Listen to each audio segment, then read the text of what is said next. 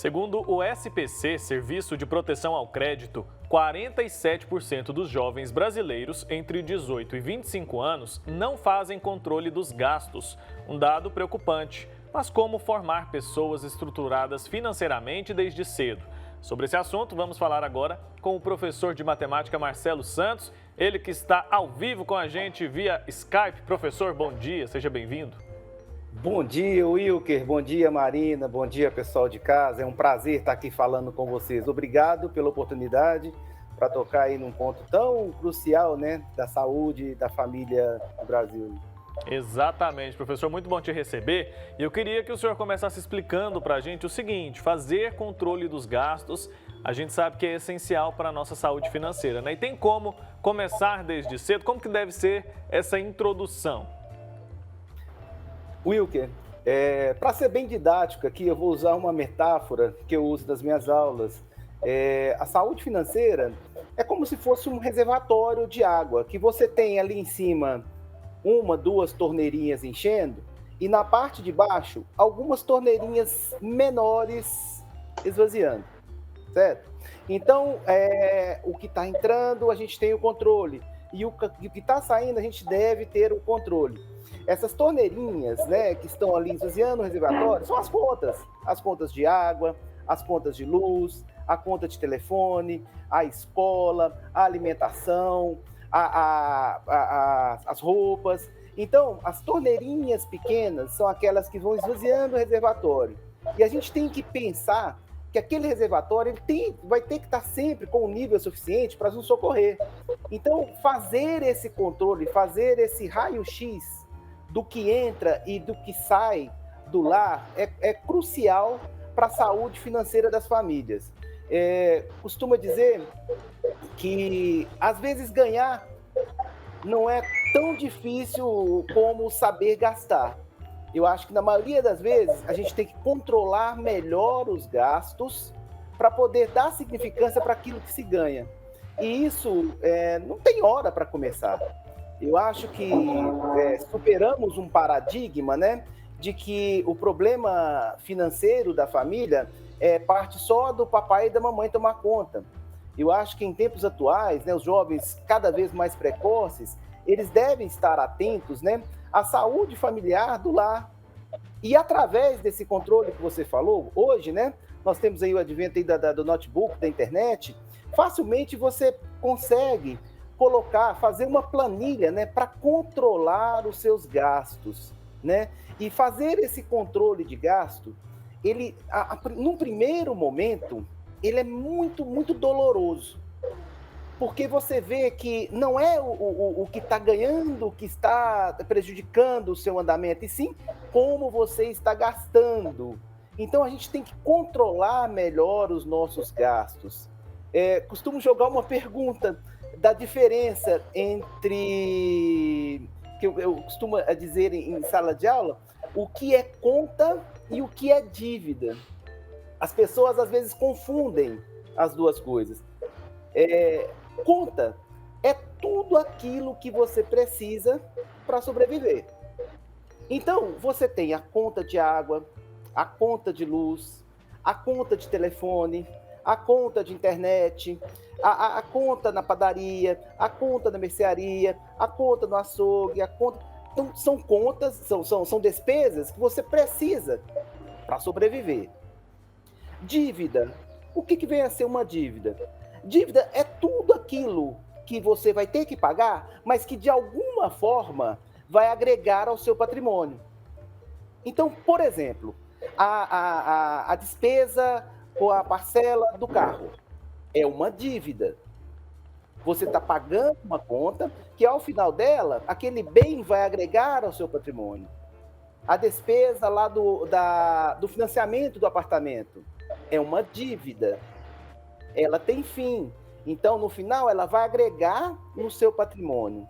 Então, as pessoas devem ter essa diferença, né, do que é conta e do que é dívida.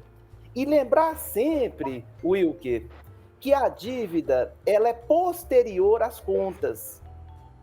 Primeiro a gente precisa respirar, a gente precisa pagar as coisas que nós vamos precisar, para depois, então, pensar em adquirir dívidas, que vai impactar no nosso patrimônio. A economia precisa desse movimento, precisa desse consumo, mas assim, com muita serenidade, as pessoas devem controlar o que ganham através do que gastam. Porque a maioria do povo brasileiro é assalariado. Então, a gente abre uma, duas torneirinhas só para encher. E depois que enche, a gente abre as torneirinhas de baixo. E se a gente deixar perder o equilíbrio, vai faltar. Então, é na busca desse equilíbrio que a gente tenta, né, com muita tranquilidade, com muita didática, com muita paciência, tentar convencer, né, os jovens, futuros adultos, para ter esse controle dos seus gastos. Essa planilha, né, essa coisa, e que deve ser dividida com todos os membros da família. É uma responsabilidade de todos, né, professor Marcelo? Bom dia, obrigada pela participação aqui com a gente. Olha só, no meu tempo de escola aí, pouco se falava ou nada se falava em relação a essa questão financeira, né, de controle, enfim, de saber, pelo menos, ter consciência, né, do que se trata isso.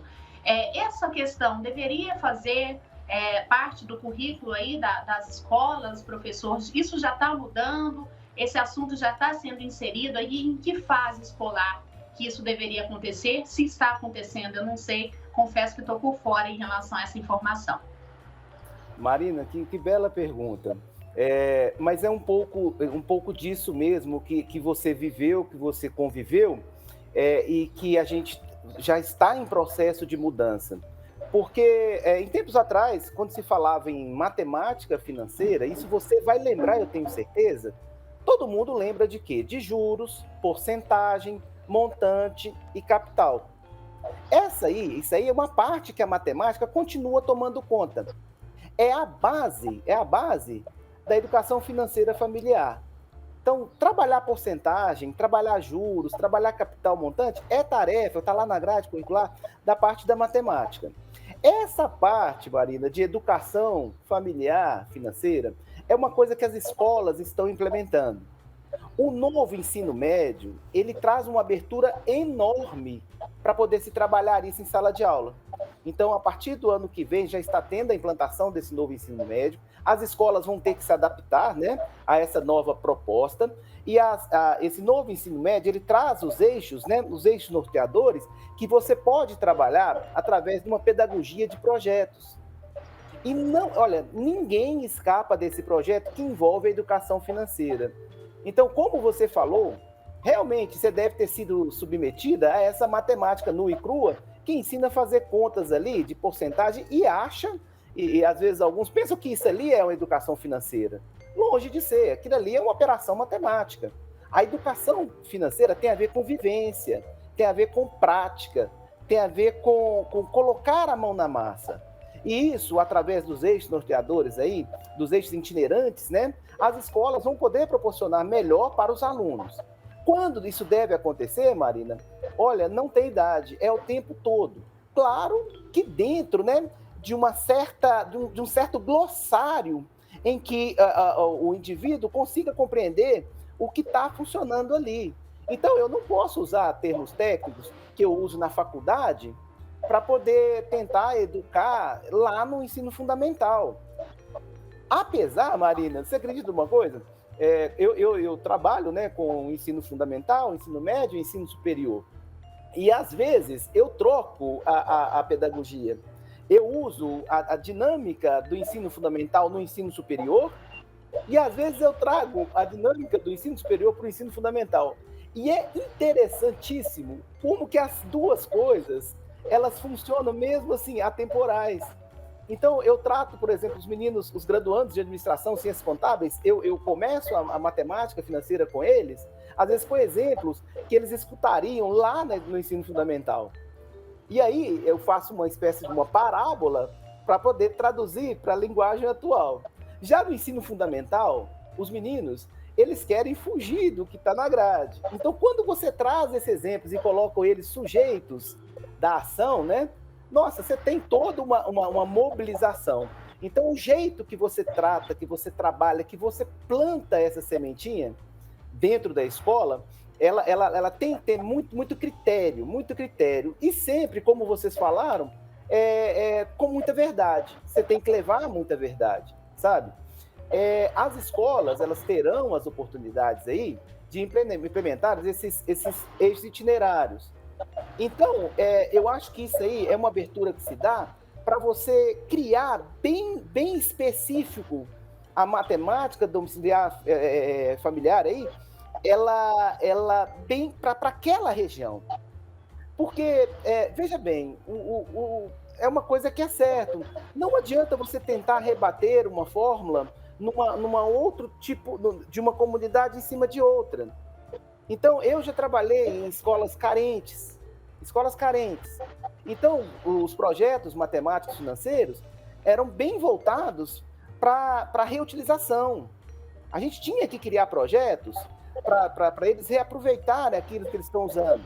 Já trabalhei como trabalho em escolas de ponta, do nível financeiro um pouco mais elevado. Aí os projetos já têm uma outra entrada.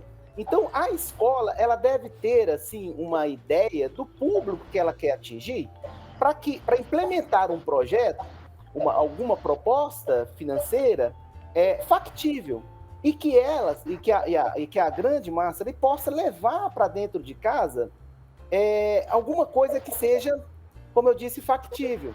A gente tem que fazer os projetos dentro da realidade dos nossos alunos e das nossas famílias. Certo, professor. Enquanto o senhor fala, a gente percebe que mudou, então, a forma de ensinar a matemática, né, para essas crianças, para esses jovens de hoje.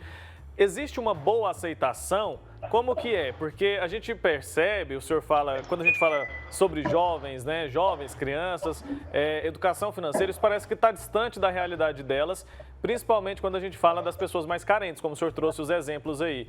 E aí, elas aceitam, elas se interessam por esse assunto?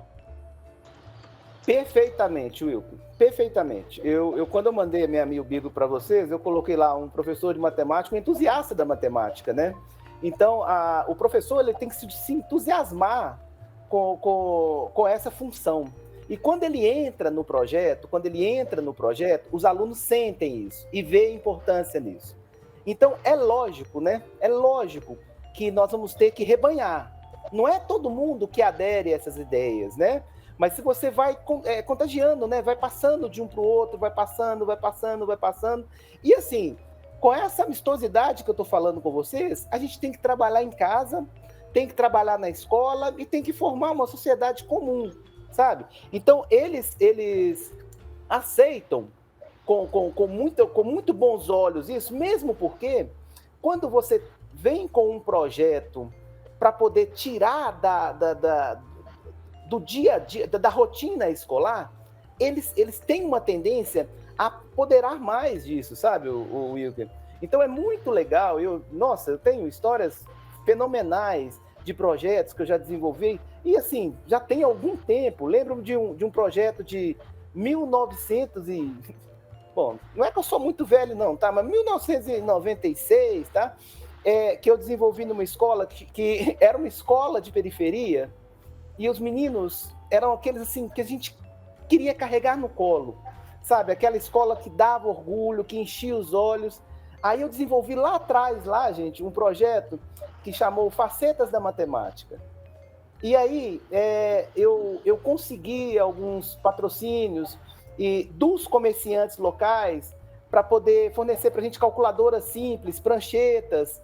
E eu coloquei os meninos para frequentarem os supermercados e preencherem uma lista de compras, tá? Mas sem criar preferência.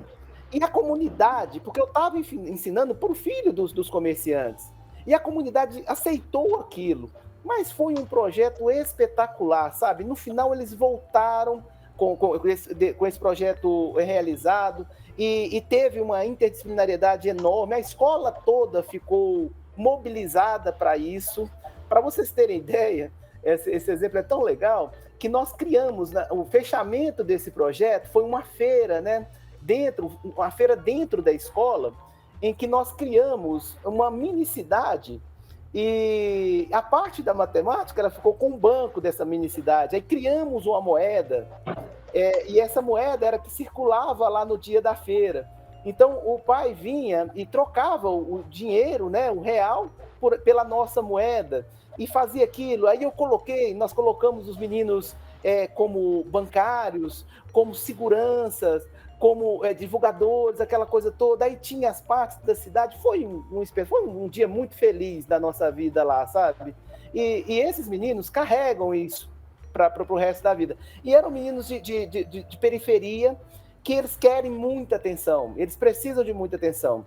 Não adianta você chegar com um projeto mirabolante de investimento de bolsa de valores para lá, porque eles estão muito distantes disso. Apesar deles a gente saber que eles devem saber que existe, mas tem que ser uma coisa mais palpável, mais factível, mais perto da realidade deles.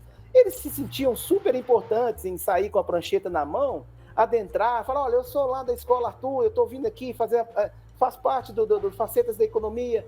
Ah, não pode, eles eram bem tatrados, tal, aquela coisa toda. E assim, um projeto que não desprende nenhum dinheiro, que tem um envolvimento de toda a comunidade, e era muito legal você sentir que a comunidade abraçou o projeto, sabe?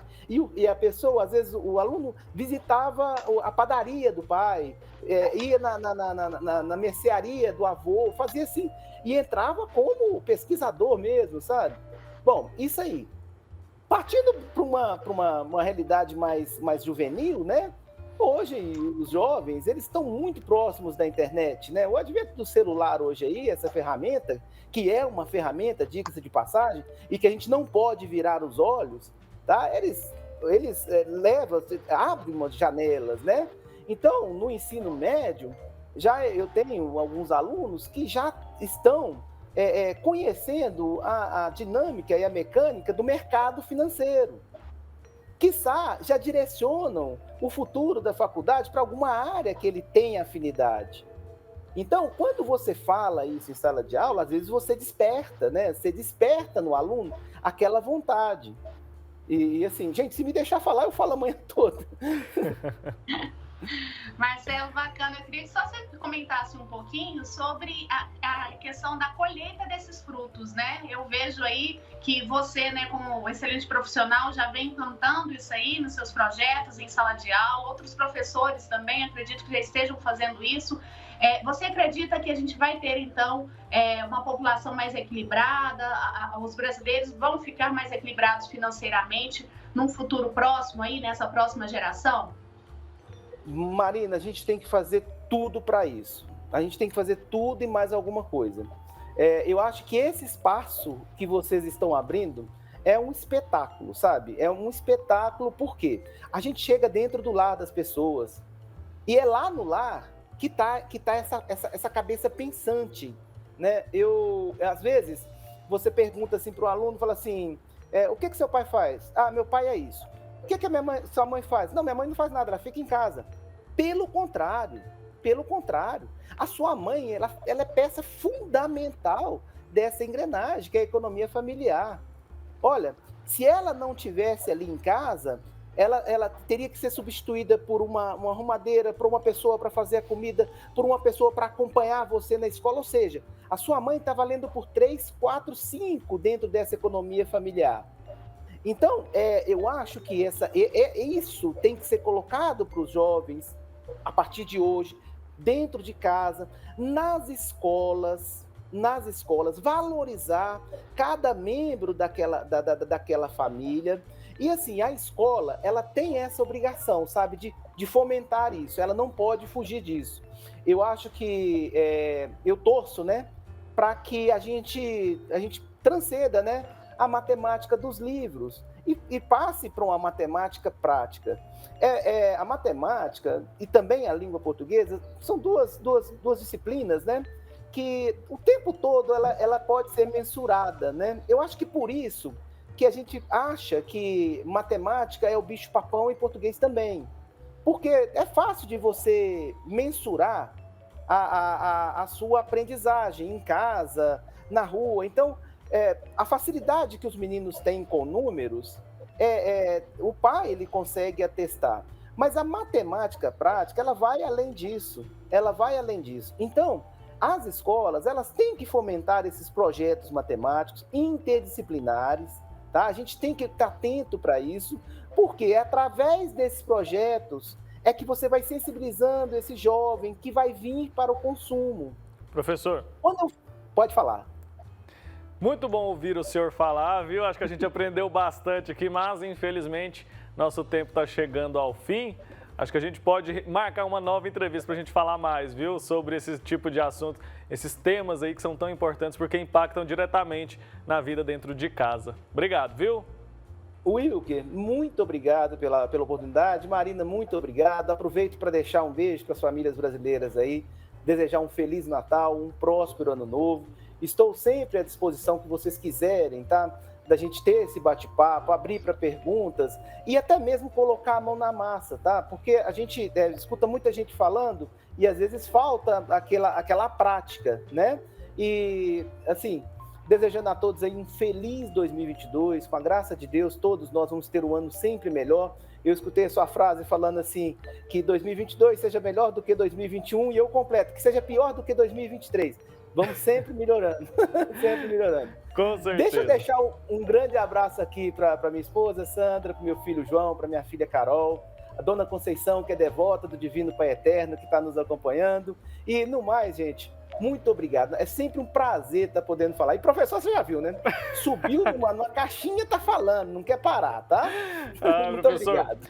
A gente que agradece, viu, pela sua disposição aqui, pela sua simpatia também. Feliz Natal para toda a família aí. Obrigado.